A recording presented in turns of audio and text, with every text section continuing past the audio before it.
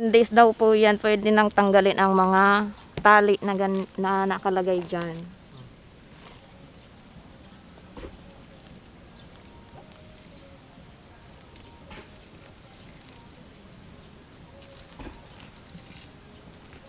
Ang purpose ng tali na yan ay para para tumubo na, kasi ang nangyari dito,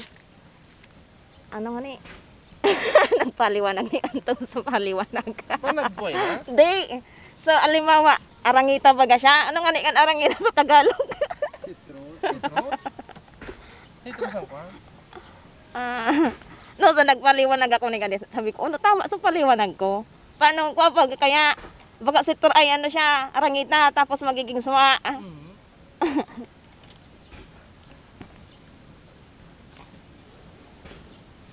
Dalandan man baga. Pisok ng dalandan. Hindi. Pisok. Pisog ng dalandan. Lahat nga na ta.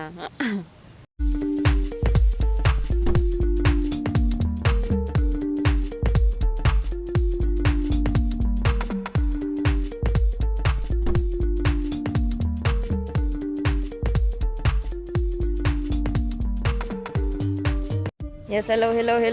And nandito na naman po ako at may bago na naman po tayong vlog at ipapakita ko po sa inyo yung tungkol po sa pagbading ng isang suha na pananim. Ipapakita ko po sa inyo yung proseso at kung paano po yun ginagawa. Abangan nyo. 10 days daw po yan, pwede nang tanggalin ang mga tali na nakalagay dyan.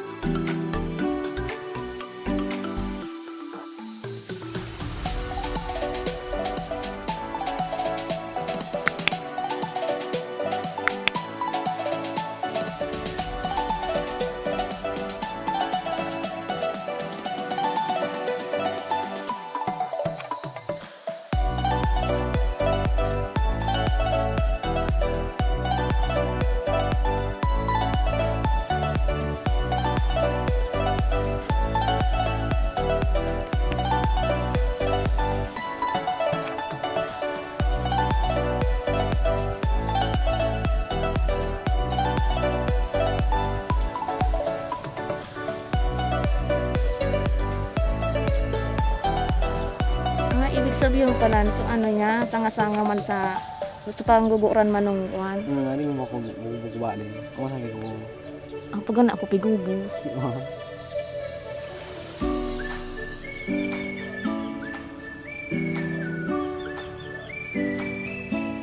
Kung baga sa konsusasangan man niya. Tignan siya naga busok mo lang.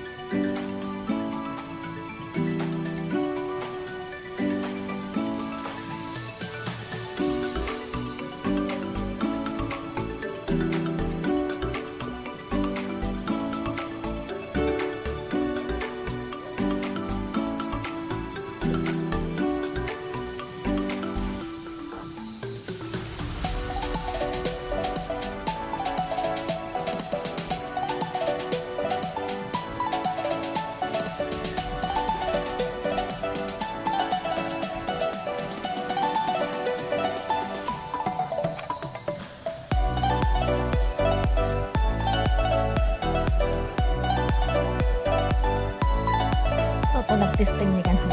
Wala po. Sorry, sabi nga ni Mama, hindi kung ba't natigbak pinarap.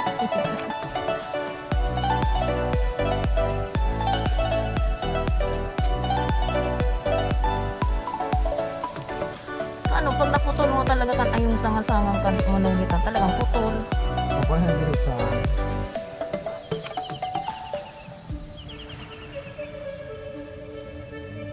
Kata ka sa dayot kan kuan, lawas.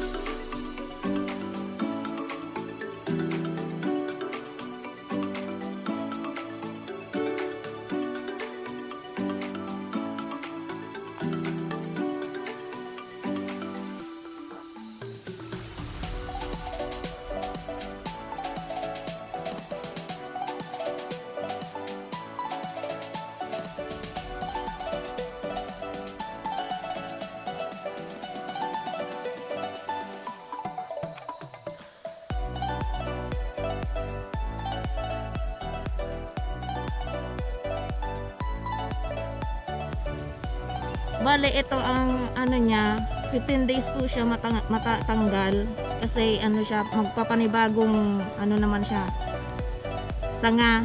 At ang pinagmulan ito na buto ay dalandan. Pag natanggal na yung ano niya, na panibagong ano niya, magiging ano na siya, suha, kasi nilagyan siya ng isang ano, sanga din ng suha para maging suha na siya paglaki ng halaman na to. Pag okay na siya, limawa na ilipat na, pwede na tong mamunga ng 1 taon o kaya 2 taon makalipas ng pag-budding ng halaman na to.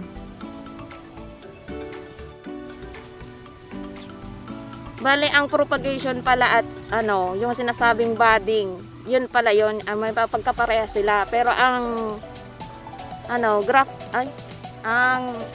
ang budding, 1 taon hanggang 2 taon namumunga. Pero ang propagating ay hindi naman umaabot ng 1 taon na pwede na siyang mamunga. Hindi parehas dito na sa mga ginawa dito na ang mangyayari ng pagbunga nila ay 1 taon o kaya hanggang 2 taon ng pamumunga nila.